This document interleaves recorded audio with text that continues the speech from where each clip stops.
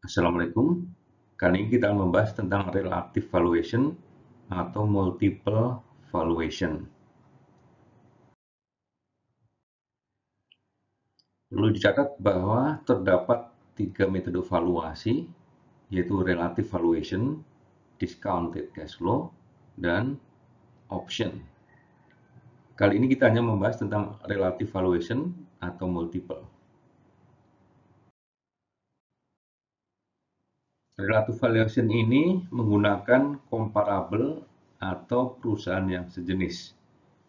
Modelnya adalah menggunakan perbandingan perusahaan yang satu dengan perusahaan yang lain. Variabel yang digunakan bisa laba, nilai buku, penjualan, arus kas, dan yang lainnya. 3 metode yang populer di sini adalah price to earning ratio atau PER, price to book value atau PBV, price to sales ratio atau PSR.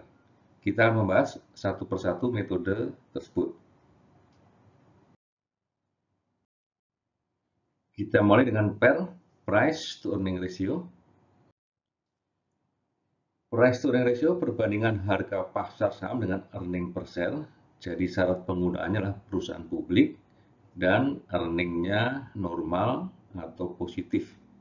Ini sebaiknya dilakukan untuk perusahaan yang seumur dan seukuran. Arti dari rasio ini semakin tinggi, berarti semakin mahal suatu saham. Kisaran yang biasa ditemui adalah sekitar belasan, tentu dengan beberapa pengecualian untuk perusahaan-perusahaan IT yang go public. Jadi inilah yang kita sebut dengan price to earning ratio, perbandingan harga pasar per lembar saham dengan earning per share.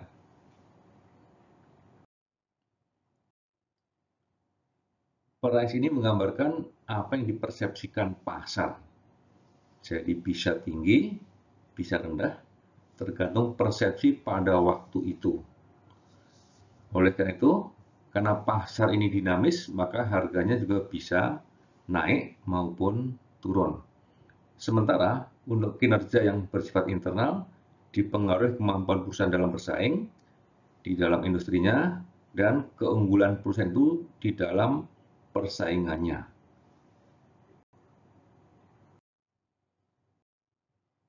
Metode yang kedua adalah price to book value.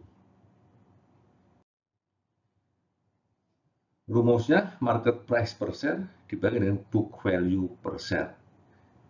Dalam beberapa kali akuisisi bank, rasio yang digunakan sebagai patokan bisa berkisar sekitar 3 kali. Nah, syarat penggunaannya di sini adalah perusahaan publik. Yang kedua, book value dari ekuitas normal atau positif. Ada kondisi ekstrim di mana saldo laba bisa negatif, dan ketika negatifnya terlalu besar bisa mengalahkan jumlah dari modal di store, sehingga total dari ekuitas bisa negatif. Dalam posisi seperti itu, maka PBV tidak bisa digunakan.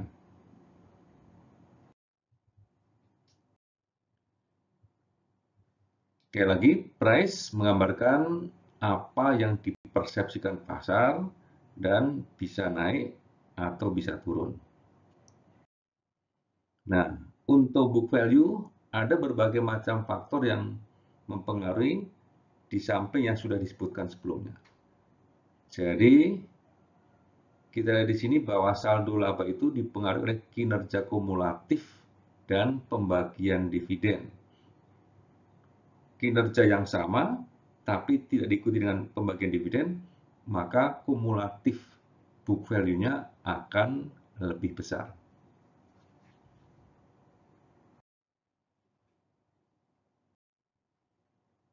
Metode yang terakhir adalah price to sales ratio.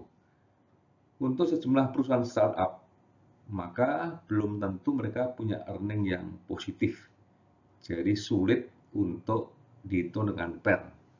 Maka oleh karena itu, salah satu alternatifnya adalah menghitung dari sisi sales atau penjualan.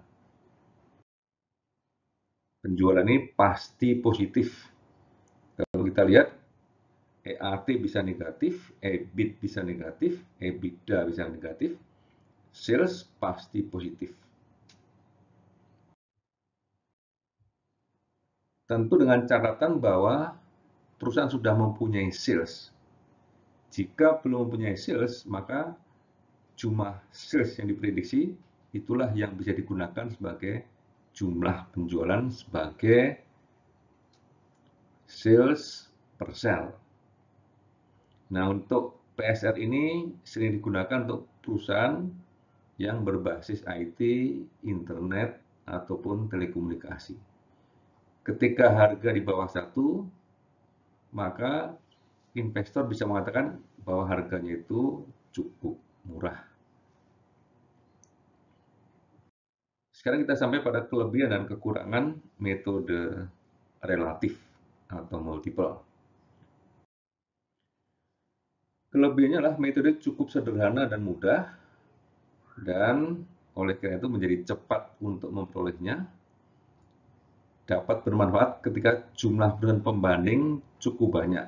Maksudnya adalah karena pembandingan cukup banyak, maka calon perusahaan yang akan dinilai bisa relatif bebas memilih sesuai dengan karakteristik yang paling mirip dengan perusahaan yang akan dinilai tersebut. Kekurangannya adalah mudah untuk disalahgunakan. Contohnya adalah waktu memilih perusahaan pembanding, kita bisa bersifat subjektif dan menjadi hasilnya akan kurang baik nantinya. Sampailah kita di catatan akhir.